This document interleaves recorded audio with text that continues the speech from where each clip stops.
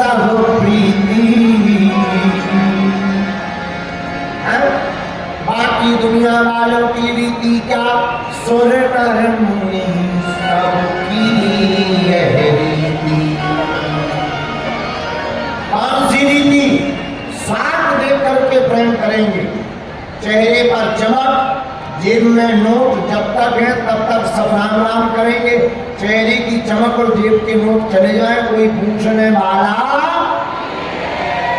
इसलिए आप तो सुबह शाम कहा करो, हमारे दो ही रिश्तेदार, हमारे दो ही रिश्तेदार, दो ही रिश्तेदार, और अपना दुनिया में कोई भी नहीं है। कल की कथा में हम आप सबने श्रवण किया, भगवान का विवाह हो गया। अब भैया एक शादी हो तो हम तुम्हें कथा सुनाए। 16,108 भय और 16,108 विवाह कराएंगे तो 16,108 दिन को जेल लगने। बाकी गुड़ा भागला बोलो जय बजरंगबली। भगवान की 8 पट रानियां हैं, 16,100 रानियां हैं। और पहला विवाह ठाकुर जी का रुक्मिणी मैया के साथ संपन्न हो गया। बोलो दूल्हा सरकार की। तो बड़ा गजब का विवाह हुआ। पहले ही विवाह में ठाकुर जी जय जय कर गए। हाँ, अब जरा दूसरा सुनो। एक राजा था, उसका नाम था सत्राजित। क्या नाम था? सत्राजित। सत्राजित नाम के राजा के पास में मणि थी जो 8 भार सोना सदा देती थी। भगवान ने खबर भेजी, इतने सोने का तुम क्या करोगे? राजकोष में जमा करो, काम धाम आएगी, यहां से राज्य का निर्वाहन होगा। उस राजा ने मणि नहीं दी। वह मणि उस राजा को, सत्राजित नाम के राजा को सूर्य भगवान भुवन भास्कर से प्राप्त हुई थी। एक दिन राजा का भाई हुसैन वह मणि पहन करके वन में गया। वहां शेर से सामना हो गया, सिंह से। सिंह ने राजा के भाई हुसैन को मार डाला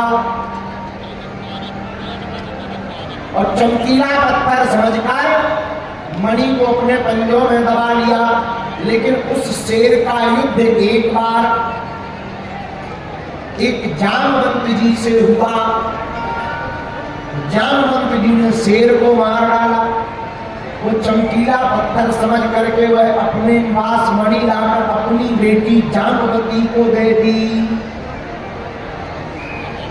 इधर जब कई दिनों तक राजा का भाई वापस नहीं लौटा, बहुत दिखवाया बुलवाया, तो राजा ने यह मन ही मन विचार कर लिया, हमारे भाई का वध जरूर जरूर जरूर द्वारकाधीश ने मणि के चक्कर में कहीं मरवा डाला। बताओ, भगवान पर भी आरोप लग गया। अब भैया ये दुनिया बहुत खतरनाक है, ये भगवान पर भी आरोप लगाने से नहीं छोड़ती। अब हम तो इंसान हैं, इन्होंने जब राम को नहीं छोड़ा तो आम को क्या हलवा छोड़ेंगे? बोलो सीताराम। तो बोलने वाले तो बोलते ही रहते, इनके चक्कर में नहीं पड़ना चाहिए। लेकिन राजा ने एक गलती कर दी। क्या? राजा ने सोचा तो, पर कोई प्रमाण नहीं था, और अपनी पत्नी को बता दिया कि लगता है हमारे भाई का मर्डर द्वारकाधीश ने करवाया है, और कोई प्रमाण नहीं है तो तुम बोलना मत, किसी को मत बताना, और किसी भी बात का प्रचार करवाना हो तो स्त्रियों को एडवर्टाइजमेंट का ठेका दे दो, माताओं को ठेका दे दो। ये अपनी सहेली को, सहेली की सहेली को, सहेली की सहेली को, और किटी पार्टी से लेकर के पूरे शहर में फैल जाएगी। बोलो जय बजरंगबली। हाँ, ये माताओं की आदत होती है। इंदौर की माताओं की नहीं बोल रहे हम, आप लोग पुराना मान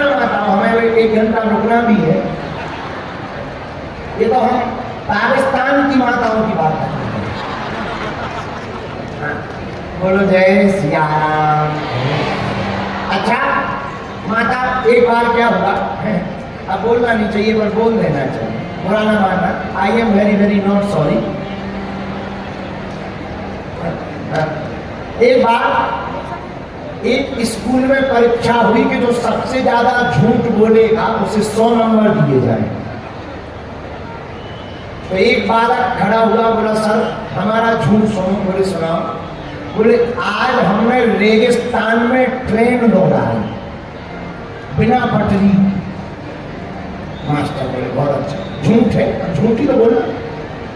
दूसरा बोला अरे सर आप रेगिस्तान में ट्रेन, ये रेगिस्तान में ट्रेन की बात कर रहे, हमने तो आज एरोप्लेन अपने मकान में पार्क में लगा।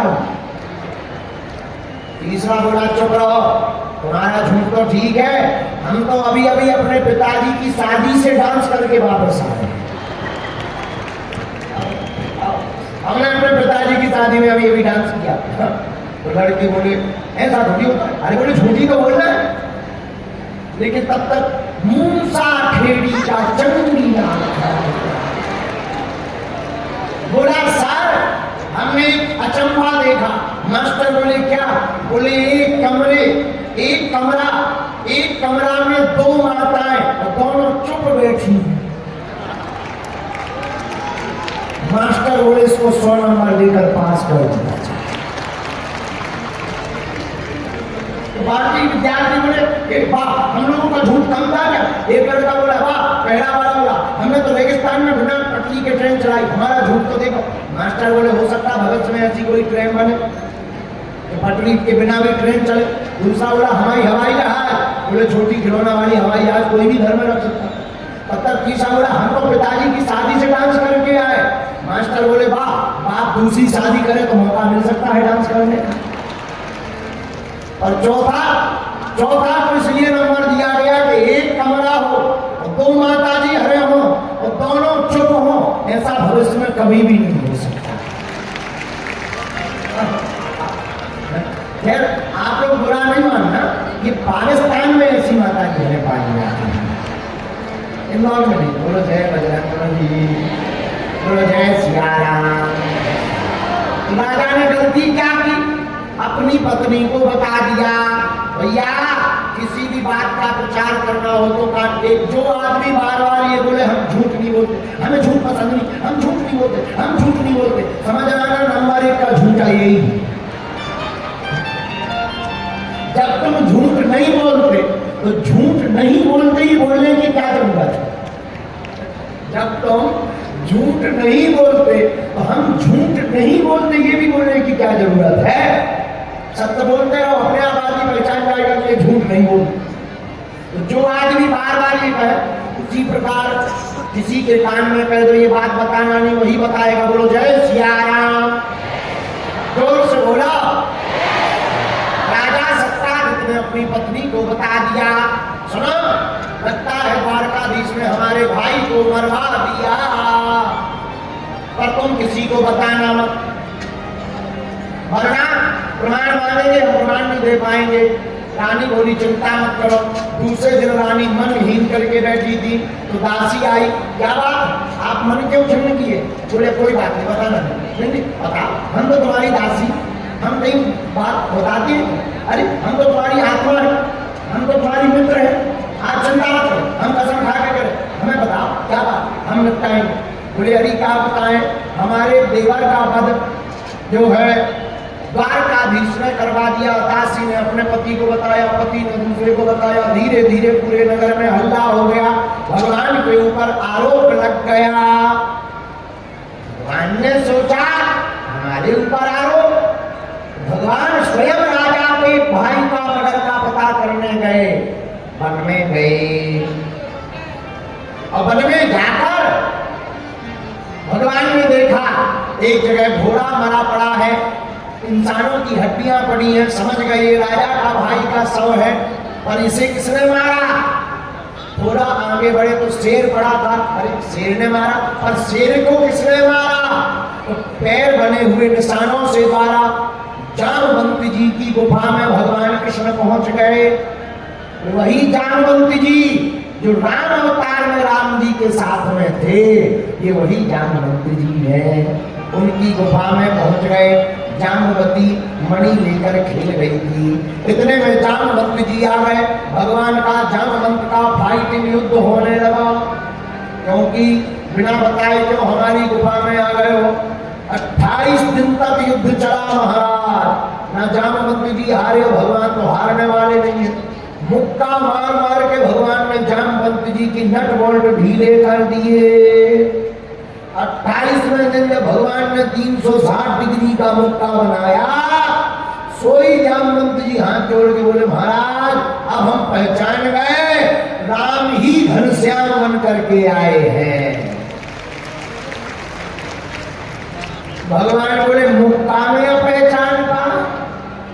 महाराज क्या बताएं, जामवंत जी को राम जी ने ही वरदान दिया था, तुम्हें सब बूढ़ा बूढ़ा करके चढ़ाते हैं, तुम्हारी ताकत का पता द्वापर युग में सबको बताएंगे कि तुम बूढ़े में भी कितनी ताकत होती है। बोलो जय बजरंगबली। किस लिए आए महाराज? ठाकुर जी बोले, हम पर आरोप लग गया मणि चोरी का। जामवंत जी बोले, महाराज मणि तो तभी मिलेगी, हमने बेटी को दान में दे दी, अब बेटी से दान में ली नहीं जाती। एक काम करो, आप हमारी बिटिया से शादी कर लो, दहेज में मणि ले लो। भगवान बोले, अच्छे फंस गए, एक तो पहले हो चुकी, अब महाराज चोरी का कलंक निपटवाना है तो करो शादी, नहीं तो जय सिया राम।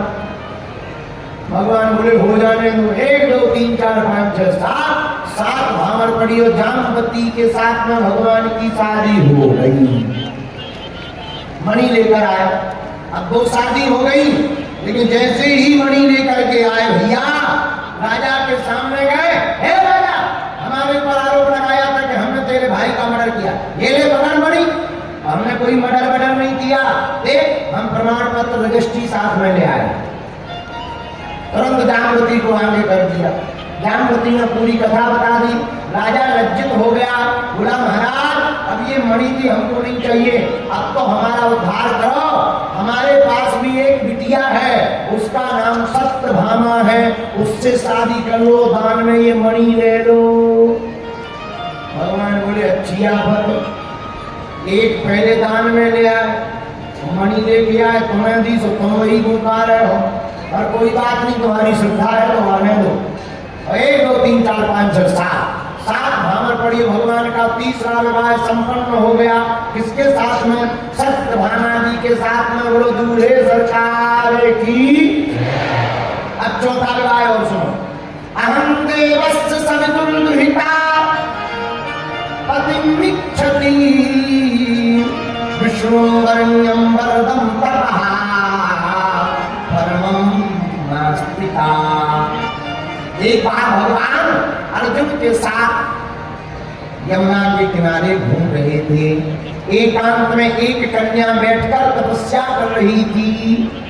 भगवान अर्जुन से बोले, अर्जुन जाओ पूछ के आओ ये किसकी तपस्या और क्यों कर रही है। अर्जुन जी गए।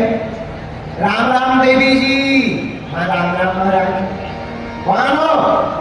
अरे महाराज मेरा नाम कालिंदी है, मैं सविता की दुहिता हूँ, मेरा नाम कालिंदी है।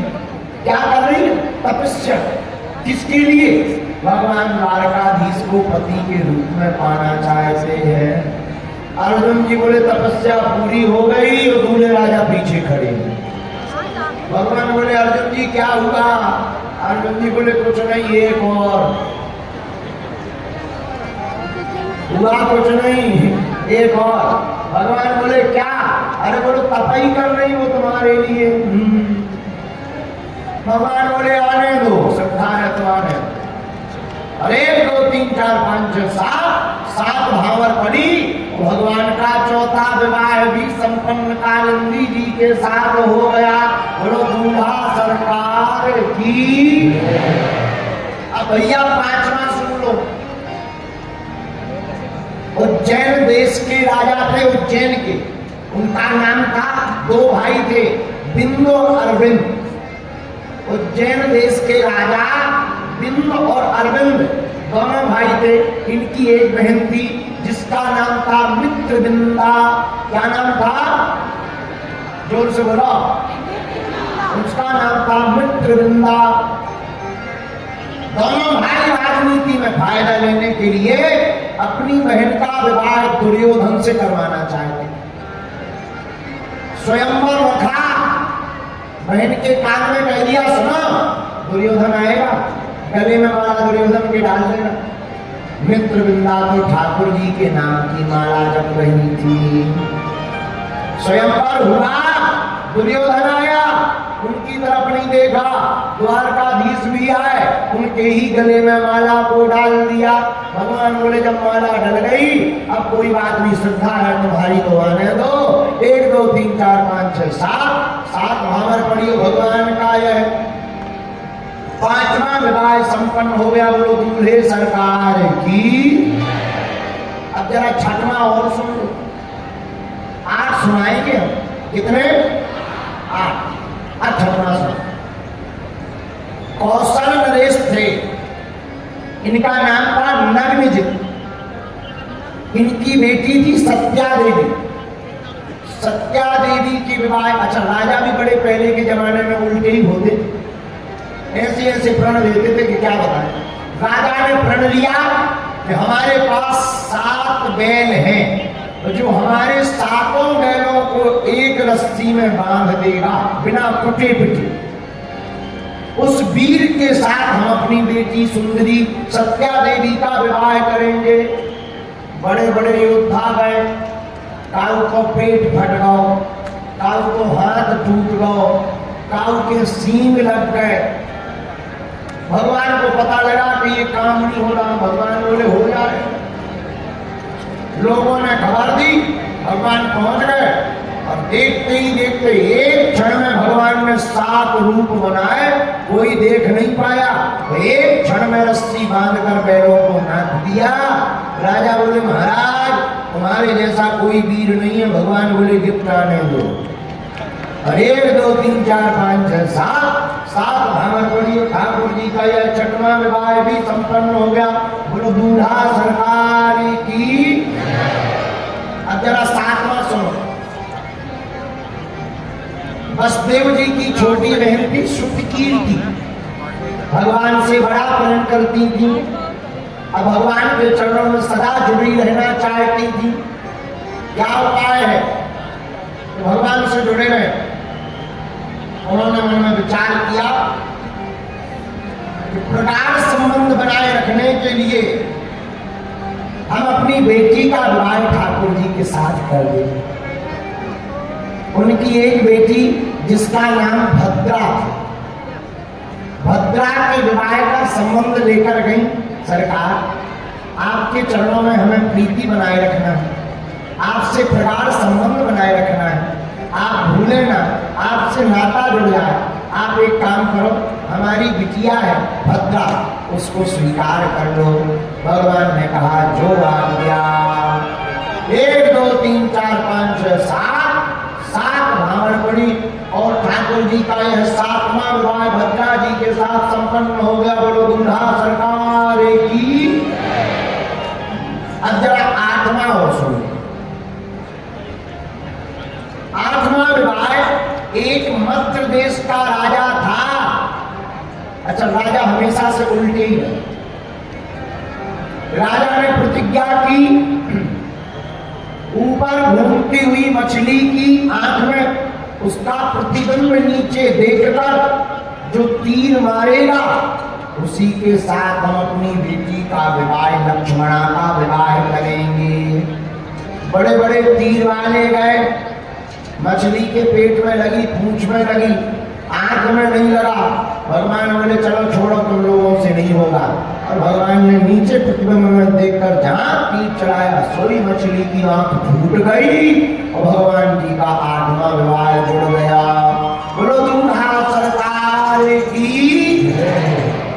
ऐसे भगवान की 8 पट रानियां आई और 16,100 विवाह ठाकुर जी ने थोक में कर इकट्ठे। उसको क्या कहते हैं? उनसे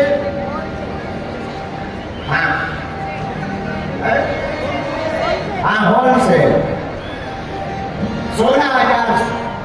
एक राजा ने सुंदरियों को बंदी बना लिया, भोग राजा ने, भगवान ने युद्ध करके मार डाला। 16,100 स्त्रियां निकली बंदी गृह से। भगवान बोले घर जाओ अपने अपने।